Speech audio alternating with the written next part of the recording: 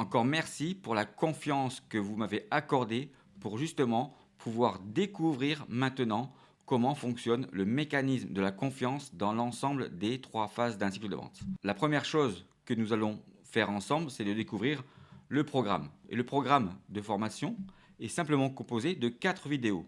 Cette première vidéo où vous allez voir effectivement comment fonctionne le mécanisme naturel et humain de la confiance, mais avant, je vais vous expliquer un certain nombre de principes pour pouvoir justement arriver à cette bonne compréhension qui, je l'espère, va vous permettre, une fois que vous l'aurez acquise, de pouvoir gagner tous vos deals. Dans cette vidéo, il va y avoir un ensemble de paramètres à bien assimiler, à bien comprendre, et à l'issue de cette vidéo, ou sur la fin, vous aurez 10 minutes pour bien comprendre le fonctionnement logique, naturel et humain. Je le répète encore une fois car c'est très important de bien comprendre comment évoluent justement ces 4 paramètres dans les 3 phases d'un cycle de vente. Et après, une fois que cette vidéo sera terminée, je vous donnerai la réponse et la solution concernant les 4 courbes et les 4 éléments les plus importants dans leur évolution dans l'ensemble d'un cycle de vente. Et pour comprendre comment ces 4 éléments fonctionnent dans les 3 phases d'un cycle de vente, vous avez droit dans votre abonnement à 3 autres vidéos dans lesquelles je vais vous détailler le mécanisme de ces 4 courbes et de ces 4 éléments dans chacune des 3 phases d'un cycle de vente. Alors, 93, c'est quoi pour vous ce chiffre? 93 n'est pas un chiffre, c'est un pourcentage que j'ai réalisé en analysant en ligne et en faisant également des conférences et des formations, plus de 2000 tests sur le bon fonctionnement du mécanisme de la confiance. Et je me suis aperçu que 93%, je dis bien 93% des vendeurs, des managers, des conférenciers, des patrons d'entreprise, etc., ne connaissent pas ce fonctionnement-là.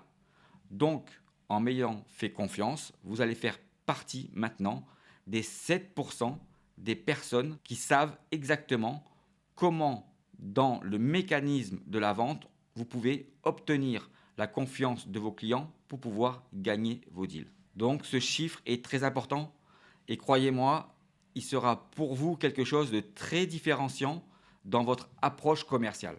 Mais avant tout cela, il va falloir connaître certains principes. Et dans la vente, il y a 5 principes de base à bien comprendre pour pouvoir gagner vos deals. Ces 5 principes sont toujours les mêmes. Alors, ils sont logiques, mais il est très important à bien les comprendre lorsque vous allez exécuter à travers le bon fonctionnement des 4 éléments les plus importants pour un acheteur pour pouvoir gagner vos deals.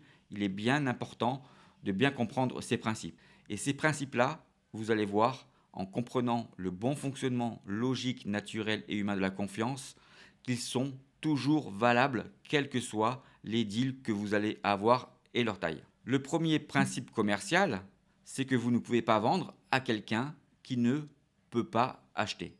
Cela ne veut pas dire qu'il ne souhaite pas acheter. Et encore une fois, vous allez comprendre ce que cela veut dire lorsque vous aurez bien compris le mécanisme des 4 éléments les plus importants dans les 3 phases d'un cycle de vente. Le deuxième principe est également très important. Ne cherchez surtout pas à gagner ou à signer un deal avant que cela ne soit faisable.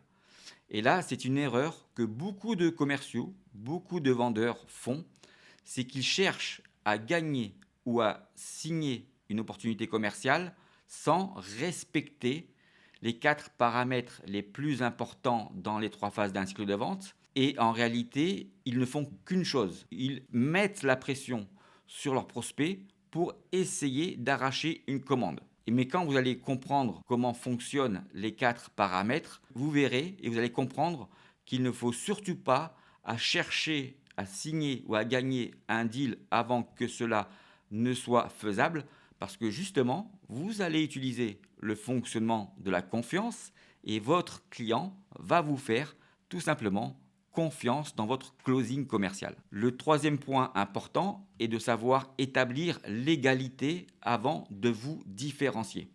Encore une fois, beaucoup de vendeurs, beaucoup de commerciaux essayent tout de suite d'être le premier ou de se différencier sans comprendre qu'en réalité, peut-être que vos prospects ont déjà vu des concurrents.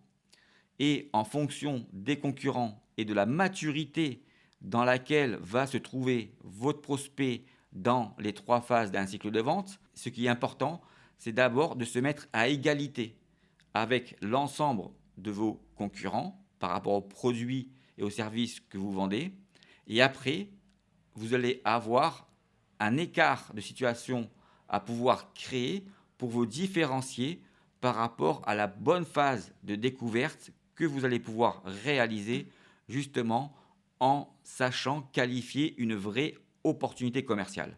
Et c'est ce que nous allons également voir dans ce principe et dans ce mécanisme logique, que ce qui est important est de savoir qualifier une vraie opportunité et non pas une vraie fausse opportunité commerciale. Le quatrième point, il est évident, c'est que les personnes achètent à des personnes. Mais encore une fois, ce principe-là n'est pas forcément tout le temps bien compris ou assimilé. Et beaucoup de commerciaux, beaucoup de vendeurs pensent que pour pouvoir réussir à vendre, il suffit d'utiliser l'empathie et la sympathie. Alors ce n'est pas faux, mais pourtant, vous perdez des deals en étant tout simplement parfois trop sympathique et trop empathique. Et vous allez comprendre également à travers justement le fonctionnement des 4 éléments qu'il y a d'autres paramètres à prendre en compte pour pouvoir obtenir la confiance de vos clients qui ne sont pas forcément ceux de l'empathie et de la sympathie. Mais encore une fois, cela participe à votre bon relationnel avec vos clients et à vos prospects. Mais cela doit être différencié de la compréhension de ce qu'est une bonne écoute pour pouvoir avoir des bons arguments. Le dernier point, et là effectivement c'est plutôt pour les personnes qui sont en mode B2B plutôt qu'en mode B2C, c'est que le pouvoir achète au pouvoir. C'est-à-dire que lorsque vous êtes dans une démarche commerciale B2B, les commerciaux vont faire un travail auprès des chefs de projet, auprès des interlocuteurs qu'ils rencontrent dans les entreprises. Mais en fonction de la taille du deal, en fonction de l'entreprise dans laquelle vous êtes, en fonction de l'organisation de l'autre société, à un moment donné, il va falloir peut-être que vos managers, que vos patrons puissent rentrer dans le deal pour pouvoir le gagner. Et ça, c'est important lorsque vous êtes en B2B, c'est de savoir faire intervenir à différentes phases de votre cycle de vente les bonnes personnes au bon moment pour pouvoir parler aux bons interlocuteurs. Voilà les 5 principes de base que vous devez comprendre et surtout bien respecter si vous voulez avoir une démarche de qualité auprès de vos prospects et de vos clients pour qu'ils puissent vous faire confiance. Alors,